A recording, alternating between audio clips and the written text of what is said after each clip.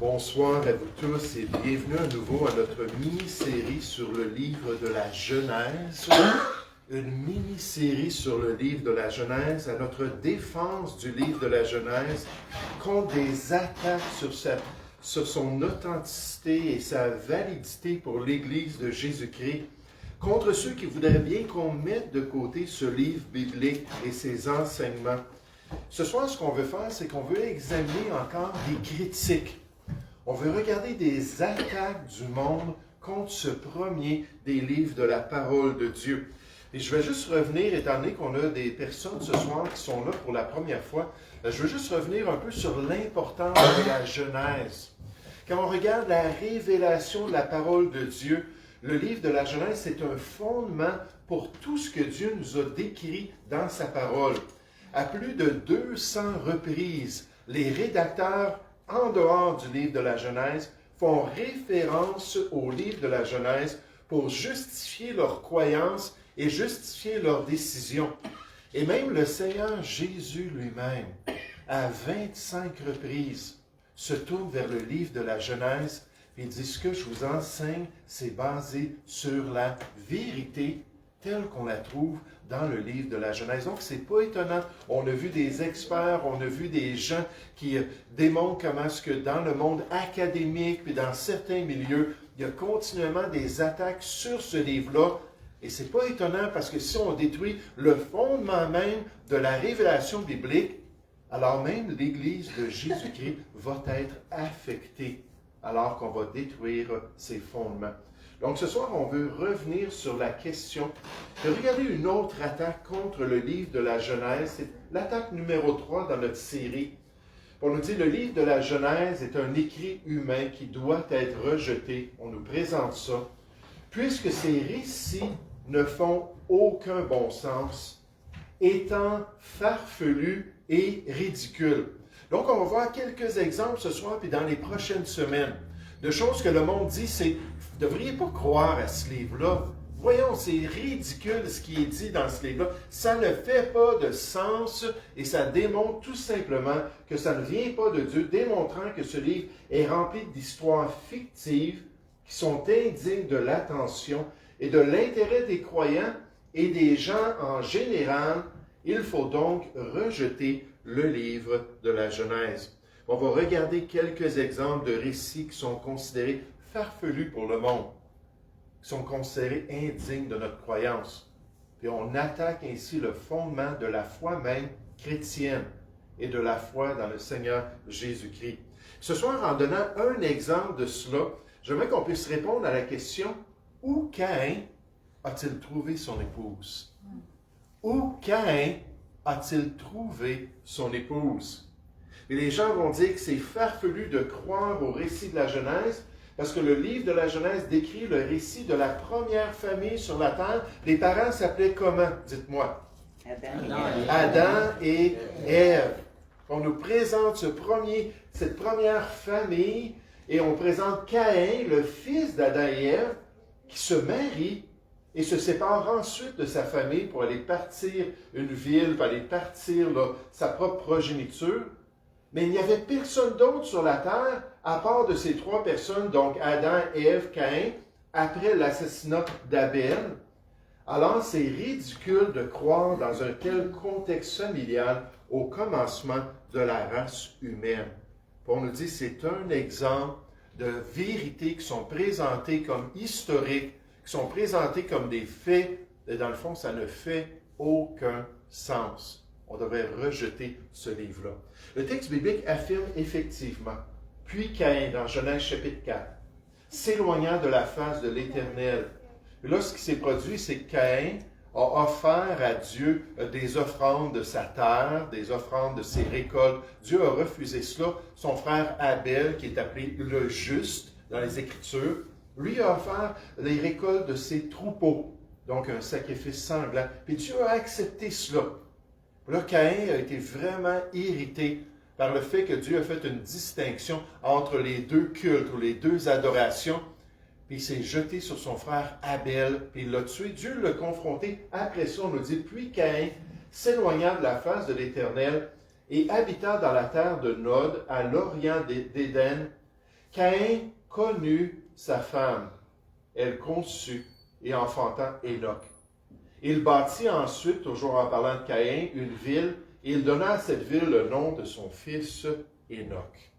On va dire, voilà un exemple de quelque chose de ridicule qui ne fait aucun sens. Le texte de la Genèse, tel que critiqué par ces gens qui le rejettent, et qui aimeraient bien surtout qu'on le rejette aussi, affirme effectivement que Caïn a pris une épouse et qu'il a parti sa propre famille dans ce contexte historique du fondement de la race humaine sur la terre. Parce que c'était le début, finalement, de l'humanité à travers ce couple-là. Et il semble à première vue que ce soit impossible que Caïn ait eu une épouse dans de tels contextes. Mais si on regarde plus loin, on s'aperçoit qu'il y a une réponse valable, une réponse biblique à ce dilemme. Ce dilemme de l'épouse de Caïn, de tourmenter les gens à travers l'histoire, qui a fait couler tellement d'encre, alors que les gens se posaient la question, où est-ce que Caïn a trouvé son épouse? Et le livre de la Genèse, selon les gens du monde, serait rempli de tels exemples. Des exemples qui sont indignes de notre foi, des fabulations humaines, mais on va voir qu'il y a une réponse. Avant de la voir, j'aimerais qu'on puisse considérer à nouveau les implications de rejeter le récit de la Genèse, le livre des commencements de toutes choses, d'après la parole de Dieu. Et comme je vous ai mentionné, même le Seigneur Jésus, le Fils de Dieu, la parole incarnée qui est venue ici-bas, on nous dit dans 1 Timothée 3, verset 16, Dieu qui a été fait chair et qui est venu nous présenter la vérité, même lui a fait référence au livre de la Genèse. Alors c'est très important de protéger ce livre-là contre les critiques du monde. Mais l'histoire de la famille d'Adam et Ève est présentée dans le restant des Écritures comme vraie et historique. Quelque chose de digne pour le croyant.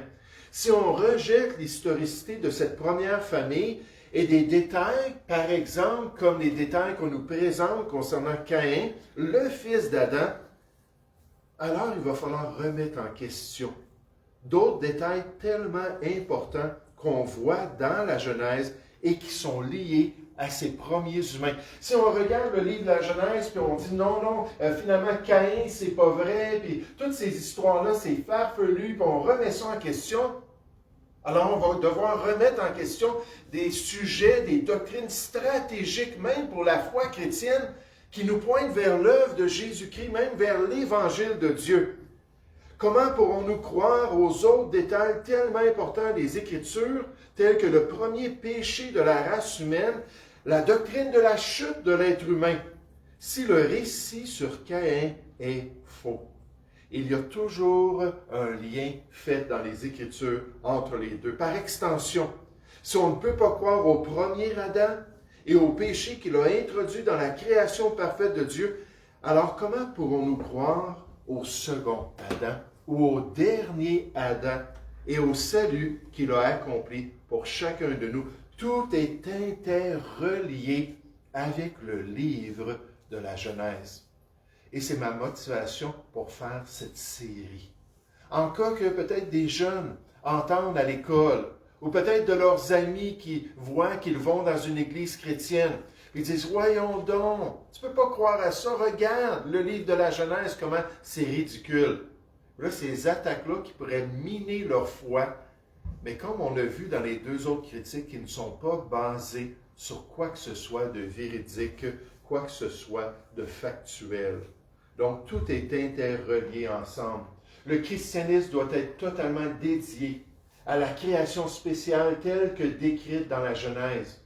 Il devient clair maintenant que toute la justification de la vie et de la mort de Jésus fut prédite dans l'existence d'Adam, on va aller voir les passages dans un instant, et du fruit interdit que lui et Ève ont mangé. Il continue en disant, sans le péché original, qui a besoin d'être racheté ou qui a besoin d'être sauvé de son péché? S'il n'y en a jamais eu de péché original, sans la chute d'Adam dans une vie de péché continuel qui se termine par la mort, quel est l'objectif du christianisme?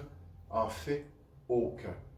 parce que le tout s'écroule, sont fait tomber ces liens-là avec le livre de la Genèse. Ce n'est pas seulement une question de Caïn et de son épouse.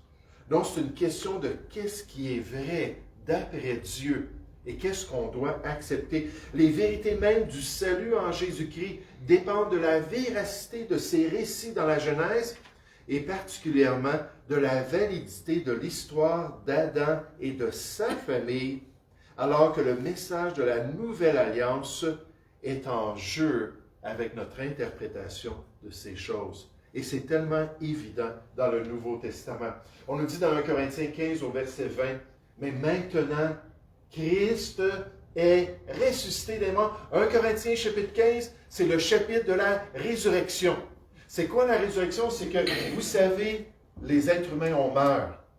On aimerait bien là, pouvoir vivre éternellement, mais ça ne se peut pas. On meurt. C'est pour ça qu'il y a des cimetières dans tous les pays. C'est pour ça que c'est la réalité du deuil, de la douleur, de cette déchirure-là. Moi, mes 2 parents sont morts il y a bien des années. Et combien d'entre nous, on a expérimenté cela? On a une famille ici, Papa Robert, puis une bonne partie de sa famille sont restés en Afrique centrale. Et régulièrement, il me dit, on vient de perdre un cousin. Régulièrement, on vient de perdre une tante. Ils ont de la mortalité qui se produit. Mais Dieu dit, ça n'arrête pas avec la mort. Un jour, il va y avoir une résurrection. Et dans ce passage-là, 1 Corinthiens 15, on nous dit, c'est basé sur le fait que Jésus lui-même est ressuscité. On nous dit maintenant, Christ est ressuscité des morts. Il est les prémices ou les premiers fruits de ceux qui sont morts. Il continue. Car puisque la mort est venue par un homme, et c'est qui cet homme-là? Adam. Puisque la mort est venue par un homme, donc on fait un lien entre Adam et Jésus. C'est aussi par un homme qu'est venue la résurrection des morts. Et comme tous meurent en Adam. Donc le Nouveau Testament est clair, Adam doit être vrai. Ça doit être un personnage historique. Ce qu'on nous dit concernant sa famille, ça doit être quelque chose qui est juste et qu'on doit croire. Et comme tous meurent en Adam, de même aussi tous revivront en Christ. Mais chacun en son rang. Merci Seigneur. Christ comme prémisse, puis ceux qui appartiennent à Christ lors de son avènement. Puis on termine le passage en disant, c'est pourquoi il est écrit, le premier homme, Adam, devint une âme vivante. Le dernier Adam, on utilise cette expression-là, et dans l'Ancien Testament, dans l'hébreu, Adam, ça veut dire homme. Donc le dernier homme, l'homme parfait, Jésus-Christ, est devenu un esprit vivifiant. Est-ce que vous avez été vivifié en Jésus-Christ? Est-ce qu'un jour vous avez déjà goûté à cette nouvelle vie-là, à cette puissance de résurrection lorsqu'il nous donne la nouvelle naissance et nous permet de devenir une nouvelle créature en lui? Oh, ça, c'est la base pour croire à la Bible, c'est la base pour avoir une relation avec Dieu. C'est évident que les 2 personnages doivent être historiques et valides pour que la correspondance des faits à leur sujet soit digne de confiance pour l'Église de Jésus-Christ, pour le peuple de Dieu, Adam aussi bien que Christ. Cherchez avec moi l'Épître aux Romains au chapitre 5. Là, je vais vous faire travailler un petit peu. L'Épître aux Romains au chapitre 5. Et alors que l'apôtre Paul est en train de développer le thème de la justification du pécheur, la nouvelle vie qu'on reçoit après notre pardon en Jésus-Christ. Il est en train de développer ça. Et vous allez voir alors qu'il descend son raisonnement biblique, qu'il va mentionner que Adam et Jésus, le dernier Adam, sont parfaitement liés ensemble. Donc pour nous, c'est très important que Adam, Caïn, tout ce récit-là soit vrai, parce que sinon, comment est-ce qu'on peut croire au Nouveau Testament et comment est-ce qu'on peut croire dans le dernier Adam? Comme c'est stratégique, comme c'est fondamental. Romains chapitre 5, verset 8. Mais Dieu prouve son amour envers nous, parce que lorsque nous étions encore des pécheurs, Christ est mort pour nous. Il est mort pour nos péchés. Verset 9. À plus forte raison donc, maintenant que nous sommes justifiés par son sang, c'est ça la question ce soir, est-ce que je suis personnellement justifié par le sang de Jésus? Est-ce qu'un jour j'ai invoqué son nom? Est-ce qu'un jour j'ai reconnu mon péché? Est-ce qu'un jour j'ai dit, j'ai besoin que tu viennes dans mon cœur, que tu deviennes mon sauveur? La Bible nous dit dans Jean 1,12 qu'à tous ceux qui l'ont reçu comme leur sauveur personnel, il leur a donné le pouvoir de devenir un enfant de Dieu, lequel est né non du sang, ni de la volonté de la chair, ni de l'homme, mais de Dieu. Est-ce que vous êtes né de Dieu? Êtes-vous un enfant de Dieu? C'est pas dur à se poser la question, est-ce que je suis l'enfant de papa?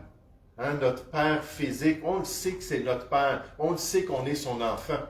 Ce qui est plus difficile, ce qui est le plus important, c'est pas qui est notre père physique ici-bas sur la terre, mais est-ce que Dieu est mon père à moi? J'ai dit mercredi soir dans mon message biblique, mon étude biblique, Dieu n'est le grand-père de personne.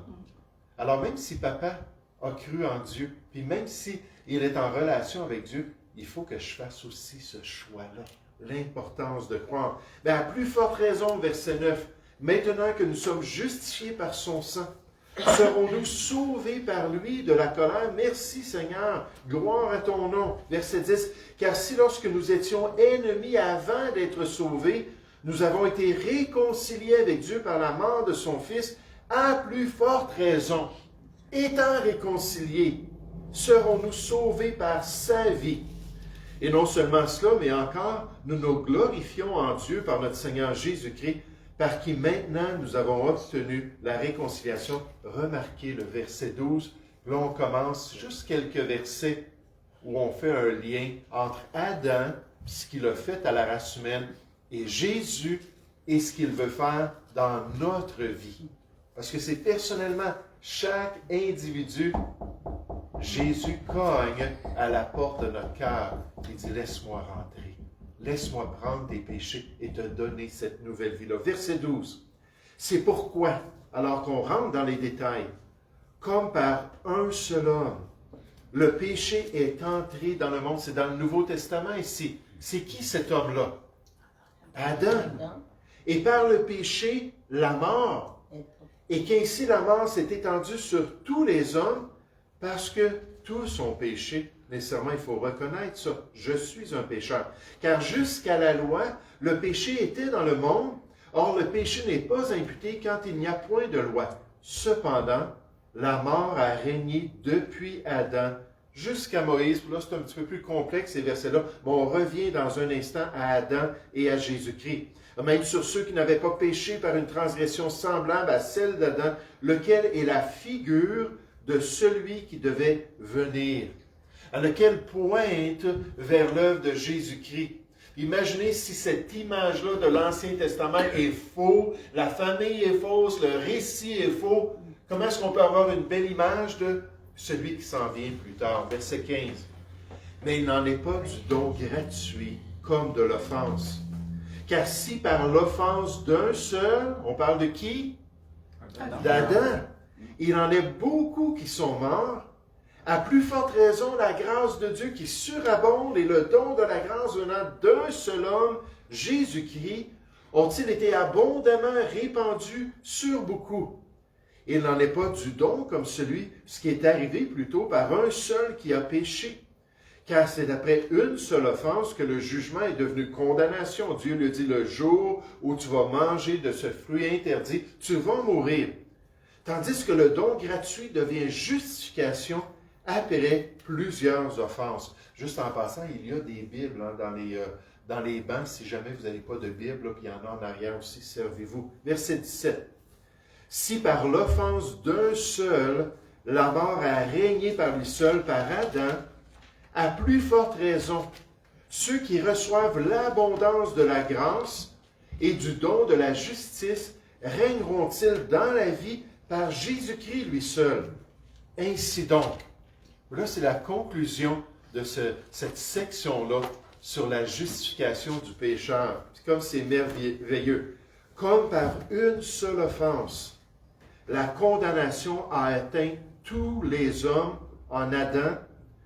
De même, par un seul acte de justice, la justification qui donne la vie s'étend à combien de personnes, dites-moi?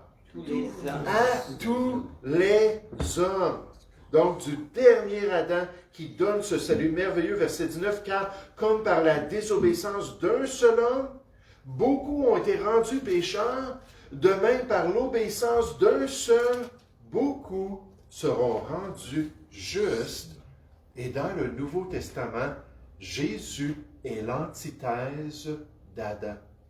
Ils sont liés dans la doctrine biblique. Ils sont liés dans ces vérités spirituelles et on ne peut pas toucher à la genèse et à la famille d'Adam sans mettre du doute sur l'œuvre de Jésus-Christ. Un auteur nous dit, notez qu'en expliquant pourquoi Jésus est mort, Paul s'est référé au livre de la Genèse et à son récit d'Adam et de la chute. En d'autres termes, on ne peut pas vraiment comprendre la bonne nouvelle du Nouveau Testament concernant la mort et la résurrection de Jésus et donc le paiement du péché tant qu'on n'a pas compris la mauvaise nouvelle de la Genèse sur la chute de l'homme et donc l'origine du péché et ses conséquences, puisque la signification de quelque chose comme le péché dépend de son origine, son l'origine. Alors on perd le sens du péché. Vous ne pouvez pas définir le péché sans vous référer à l'événement littéral de la chute dans la Genèse, la rébellion littérale d'Adam, telle qu'elle est rapportée dans la Genèse, est le fondement nécessaire pour comprendre la signification du péché. Quand on fait des portes ensemble et quand on va évangéliser, une des choses qui est très importante, c'est toujours présenter la mauvaise nouvelle pour que les gens puissent comprendre la bonne nouvelle. Parce que si on ne comprend pas notre état spirituel, si on ne saisit pas qu'on est condamné devant Dieu, que si on meurt aujourd'hui, après la mort, vient quoi? Vient le jugement. Si on ne comprend pas ça, puis on meurt sans Jésus, on est perdu pour toujours. On a une perdition qui est éternelle, loin de la face du Seigneur. 2 Thessaloniciens, chapitre 1, au verset 8. Pour toujours. Et on doit présenter la condition spirituelle pour que les gens comme moi, à l'âge de 21 ans, la première fois que je suis jamais allé à l'église vraiment, j'avais jamais, c'est-à-dire juste avant cet événement-là, la semaine avant, j'étais allé à l'église, puis c'est comme ça que j'ai rencontré le pasteur, mais j'avais détesté cela. Je pensais que c'était tous des hypocrites. J'ai pas aimé mon expérience. Mais là, je vais voir ce pasteur-là, il ouvre la Bible, il montre mon état, il me cite les commandements de la loi. As-tu déjà menti? Oui. Et pour tous les menteurs, la Bible nous dit, leur part sera dans l'étang ardent de feu et de soufre, qui est la seconde mort. Tu t'en vas dans une éternité de souffrance pour toujours. Est-ce que tu as déjà déshonoré tes parents? Les commandements disent, honore ton père et ta mère. Qu'est-ce que ça veut dire? Les traiter avec un respect profond. Leur parler avec ce respect-là. Agir avec un respect envers les parents. Dieu nous dit, il les a placés dans notre vie. Ce n'est pas la personne, c'est la position qui est importante. Là, on voit l'importance de nos parents, puis on agit avec une belle attitude, puis Dieu dit, hey, fais cela, là, tu vas vivre longtemps sur la terre. Parce que moi, je vais bénir un enfant respectueux comme ça. Puis là, il dit, est-ce que tu as déjà déshonoré tes parents? Plus qu'il en disait, plus que l'Esprit de Dieu venait mettre le doigt. J'étais un menteur, je convoitais des choses, j'étais criminel dans mon cœur, j'étais meurtrier dans mes intentions, même si je n'avais jamais tué quelqu'un avec un couteau, je détestais les gens, j'avais de la haine, puis Dieu voit notre cœur, puis il nous appelle meurtriers quand on fait ces choses-là. Puis tout ce qu'il me disait, c'était une mauvaise nouvelle. Puis là, je ne savais pas quoi dire. Il dit, sais-tu quoi? Il y a une solution pour toi.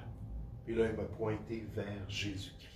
Cette mauvaise nouvelle-là, en Adam, nous amène au dernier Adam et à son salut merveilleux. Il faut donc que les récits sur Adam et sa famille soient véridiques et qu'ils soient dignes de confiance pour que la foi chrétienne s'épanouisse, pour que l'Évangile puisse continuer à être cru et propagé parmi les nations sans faire de compromis.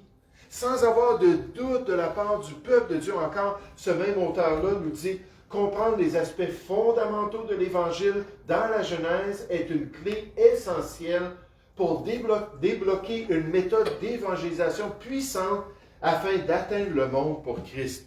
Ce matin, lorsqu'on a eu notre conférence sur le déluge, hein, le déluge là, d'évidence concernant le monde naturel et le récit de Dieu. Quelqu'un est venu me voir et il a dit, est-ce que ces scientifiques-là qui présentent des faits concernant la nature, tout ça, est-ce qu'après ça, ils pointent les gens vers Jésus-Christ? J'ai dit, c'est exactement ça, la motivation. C'est exactement ça, le but. Dieu est notre Créateur. Dieu est celui qui va juger l'être humain. Il l'a déjà fait dans le passé, en envoyant sur une génération d'impies un jugement incroyable. Puis il a détruit toute cette génération-là en permettant à une famille de survivre puis de repeupler la terre. Mais à travers tout cela, l'arche du salut est aussi disponible à notre époque. Pas contre un déluge d'eau, mais contre la colère de Dieu qui demeure sur la personne qui n'est pas encore pardonnée et rachetée de ses péchés. Donc, il dit, c'est fondamental. Puis un petit détail sur la question d'Adam, puis la chute du premier couple, ressort.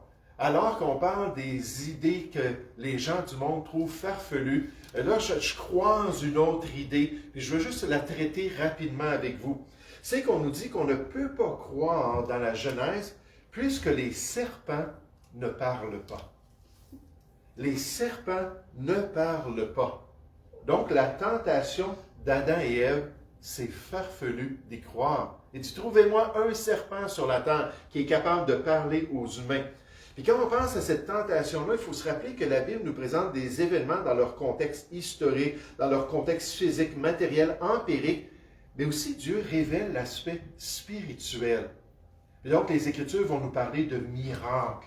Les Écritures vont nous parler de la création de toutes choses. Les Écritures vont parler de l'œuvre de conviction que Dieu fait dans le cœur de l'être humain. Mais il parle du surnaturel, il décrit le surnaturel, puis le monde invisible que Dieu a créé pour nous aider à comprendre les choses. Puis dans cette tentation-là, évidemment que les serpents ne parlent pas aux êtres humains. Mais ça ne veut pas dire que Dieu ne peut pas permettre à un serpent d'être animé par un esprit méchant, le grand tentateur, pour venir tenter Adam et Ève. Donc les gens s'arrêtent là-dessus, disent, on ne peut pas croire ça. Le Nouveau Testament le confirme. Toutefois, de même que le serpent séduisit Ève par sa ruse, je crains que vos pensées ne se corrompent et ne se détournent de la simplicité à l'égard de Christ. Donc, on est en train de dire ce qui est arrivé dans le livre de la Genèse, c'était surnaturel parce qu'effectivement, un serpent, ça ne parle pas.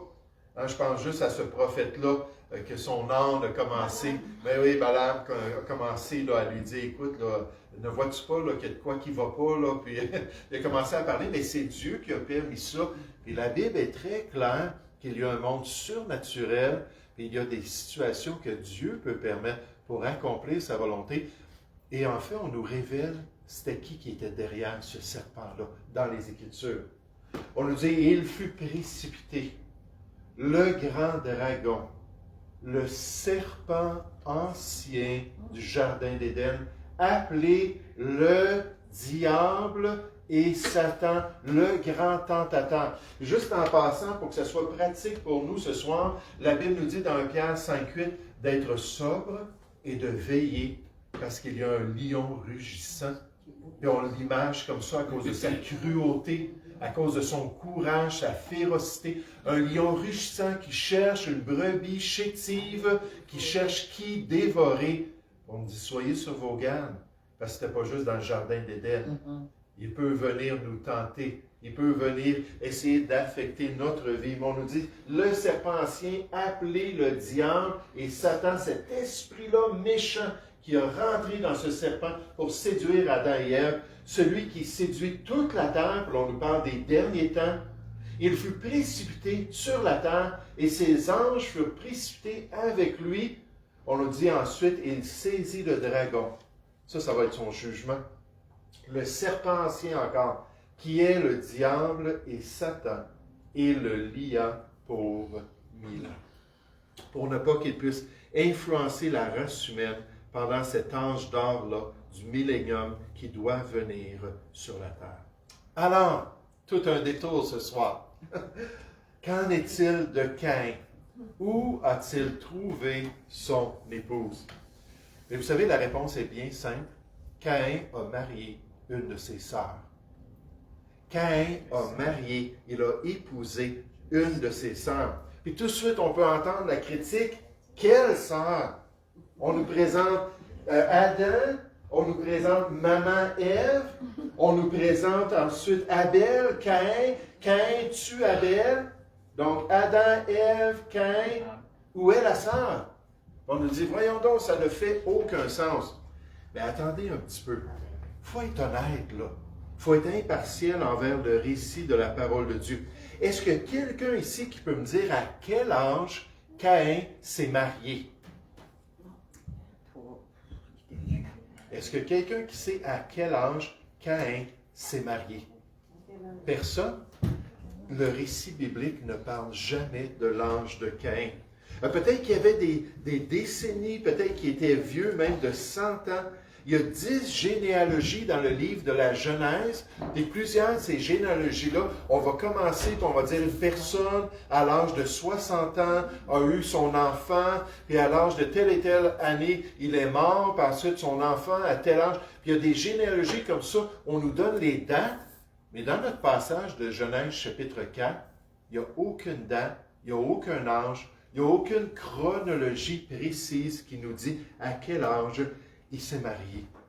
Et vous savez, entre-temps, papa et maman, là, Adam et Ève, eux, ils avaient reçu un mandat de Dieu. C'était quoi le mandat de Dieu? C'était de se multiplier et de remplir la terre. Dieu les bénit en parlant à Adam et Ève, et Dieu leur dit, soyez féconds, multipliez, remplissez la terre et assujettissez-la. Et je me souviens, à notre assemblée à Boucherville, à cette époque-là, on avait des grosses familles. Vraiment, là, des gens qui avaient beaucoup, beaucoup d'enfants. Et des fois, il y en avait qui en avaient moins, puis ils disaient, ouais, je ne sais pas si le mandat d'Adam est encore là, qu'on doit remplir la terre. Mais c'était vraiment dynamique d'être dans cette assemblée-là, de vivre ça. Mais pour Adam et Ève, c'était vital pour la race humaine. Pourquoi? Parce que tout débutait avec eux. Tout devait se développer avec Adam et Ève. Tout dépendait de leur procréation. Et le résultat, c'est qu'Adam et Ève ont eu beaucoup, beaucoup d'enfants, une très grande famille. Où est-ce qu'on voit cela? On nous dit dans Genèse 5, au verset 4, « Les jours d'Adam, après la naissance de Seth, oups, il y a eu un autre garçon qui est venu pour remplacer Abel et consoler maman de sa perte. Ils furent de 800 ans et il engendra quoi? Des fils et des filles. » Puis là, quelque part, à travers tous ces petits poupons-là, puis tous ces enfants-là, à un moment donné, Caïn a vu une de ses sœurs, il dit, ouais, elle m'intéresse. Puis finalement, il est venu la prendre, puis il est parti, s'est marié avec sa sœur. Il a eu une famille lui-même, il a débuté une famille. Vous dites, ah, marier ma sœur, hein, de l'inceste, c'est terrible. Pas à cette époque-là. Il n'y avait aucun problème pour ça, bien au contraire. Kenham nous dit sur la question, cette confirmation biblique, il nous dit, Genèse 5.4 révèle qu'Adam et Ève eurent des fils et des filles, outre Caïn, Abel et Seth. Il y a eu en masse d'enfants. Pauvre maman. 800 ans à avoir des enfants. Genèse 3.20 déclare qu'Ève, la chère maman, était la mère de tous les vivants sur la terre. Donc, c'est clair que l'épouse de Caïn, c'était la fille de qui? D'Ève, d'Adam et Ève. C'est très clair dans les Écritures. Acte 17 au verset 26, Paul, lorsqu'il était en Grèce, dans la ville d'Athènes, a prêché l'Évangile, puis il a dit concernant la race humaine que tous les hommes sont sortis d'un seul sang. C'est-à-dire qu'on vient tous de nos grands-parents, Adam et Ève. Donc, encore une fois, ça spécifie que l'épouse de Caïn, c'était une fille, pas une petite fille, mais une fille, peut-être petite fille aussi avec les générations, si on parle de centaines d'années, mais c'était une fille d'Adam et Ève. La loi de Moïse interdit les mariages entre frères et sœurs, dans Lévitique 18 au verset 9, quelques 2500 ans plus tard. Puis on peut se poser la question, qu'est-ce qui s'est produit? Entre Adam et Ève et sa famille, puis là les enfants qui se sont entre eux mariés, puis ensuite les petits-enfants, puis là, il y a eu des mariages de cousins puis cousines, puis il n'y avait pas le choix, c'était ça qu'il fallait qu'il se produise pour que la race humaine puisse remplir la Terre. 2500 ans plus tard, peut-être qu'il y avait certains défauts génétiques qui s'étaient développés à l'entropie génétique. Certains problèmes qu'on pense dans nos gènes, puis surtout les gènes de reproduction. Rendu à mon âge, j'ai à peu près 40 000 défauts dans mes gènes. Puis si j'avais des enfants à mon âge, bien, j'en passerais même dans mes gènes de reproduction. Puis là, c'est possible, c'est pour ça qu'on voit des couples âgés qui ont un enfant qui va être trisomique, qui va avoir tel et tel problème de santé, parce que là, ça va se regrouper ensemble, ces défauts-là, puis avoir des conséquences. Donc, rendu à l'époque de Moïse, évidemment, Dieu a dit, OK, il y a assez de monde sur la terre, allez et reproduisez-vous, mais pas avec votre sœur, et pas avec votre frère. Choisissez quelqu'un d'autre de joli, mais pas votre frère ou votre sœur. Les chrétiens qui ont un problème avec cette réponse que c'est sa sœur doivent se rappeler que les petits-enfants de Noé devaient avoir des frères, des sœurs et des cousins à marier. Il n'y avait personne d'autre, encore une fois, là, on parle après le déluge qu'on a vu ce matin. Et nécessairement, il y avait Noé et son épouse, les 3 fils de Noé, 3 fils de Noé, les 3 épouses de ces fils-là. Ils se sont mariés, puis qu'est-ce que Dieu leur a dit? Il a dit, allez et remplissez la terre. Et n'est-ce pas intéressant que toutes ces années-là qu'ils ont travaillé à construire l'arche, ces couples-là n'ont pas eu d'enfants, au moins à ce qu'on puisse savoir d'après la révélation. Puis quand le déluge s'est manifesté, puis ensuite quand il est parti, là Dieu a dit, allez et remplissez la terre. Là, oups, tout à coup, les poupons sont tous venus. Là, ils ont commencé à se reproduire et à s'entremarier dans les enfants et les petits-enfants pour finalement avoir toute la liste de générations de Genèse chapitre 10, ces générations-là qui pouvaient s'en aller à travers le monde et remplir les différentes ethnies du monde à cause que des frères et des sœurs ont accepté de se marier ensemble puis de procréer et de continuer la race humaine. Abraham a épousé sa demi-sœur, n'oublions pas cela. Ce n'était pas de la même mère, mais c'était du même père. Isaac épousa Rebecca, la fille de son cousin Bethuel. Jacob épousa ses cousines, Léa et Rachel. De toute évidence, la Bible n'interdit pas le mariage entre parents proches jusqu'à l'époque de Moïse, où là, Dieu a dit, OK, maintenant, il pourrait y avoir des problèmes, puis en passant encore aujourd'hui. De s'entremarier proches comme ça, c'est dangereux pour les progénitures. Un auteur a fait un graphique pour nous aider à voir la séquence des choses. Dans le livre de la Genèse, nécessairement, on a Adam et Ève ici, puis le monde était très bon, malgré que là, le péché allait rentrer dans le monde, puis affecter le monde. Puis on n'a aucune indication qu'Adam et Ève ont eu leurs enfants avant de tomber dans le péché. Mais après leur péché, là, ils ont eu leurs enfants. Puis ensuite, on voit dans le récit biblique qu'il y a eu la chute d'Adam avec ses conséquences sur la nature.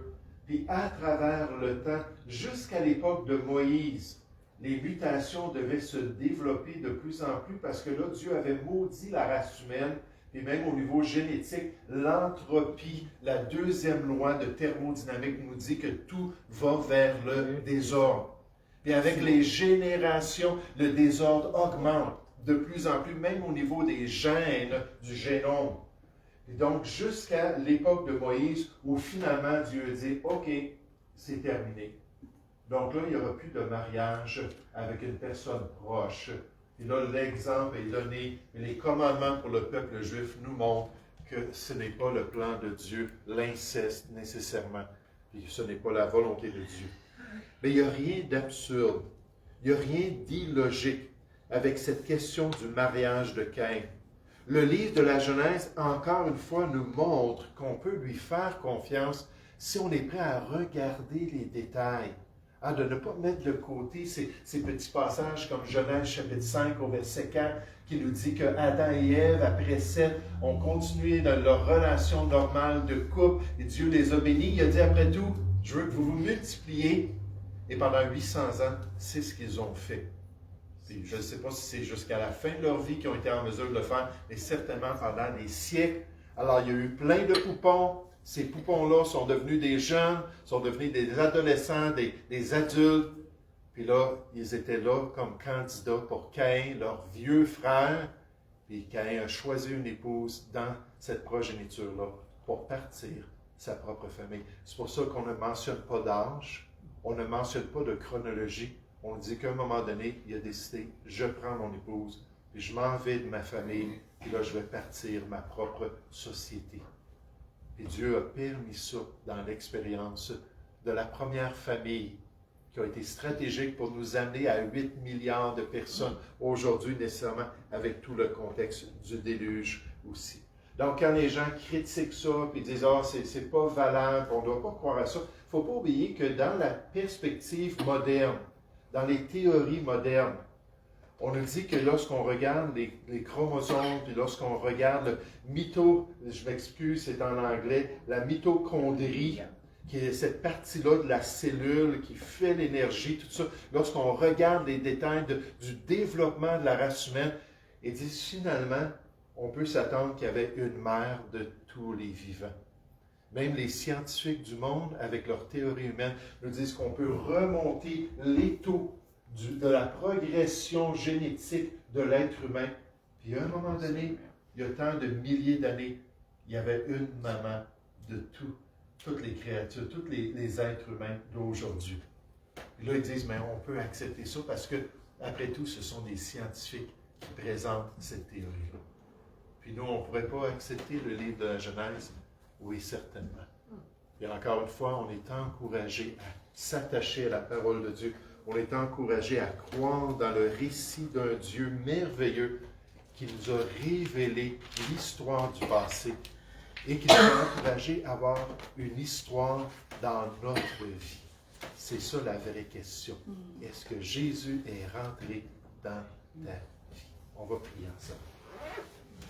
Oui, Père Céleste, je veux te remercier ce soir pour ce temps, encore une fois, où on revient aux vérités de la parole de Dieu, et en particulier à ce livre des fondements, ce livre des commencements, qui vont ensuite se manifester à travers la révélation de la parole de Dieu. Merci pour le livre de la Genèse. Seigneur, aide-nous à le chérir, aide-nous à l'accepter et aide-nous à le croire. Je te prie, au nom du Seigneur Jésus. Amen.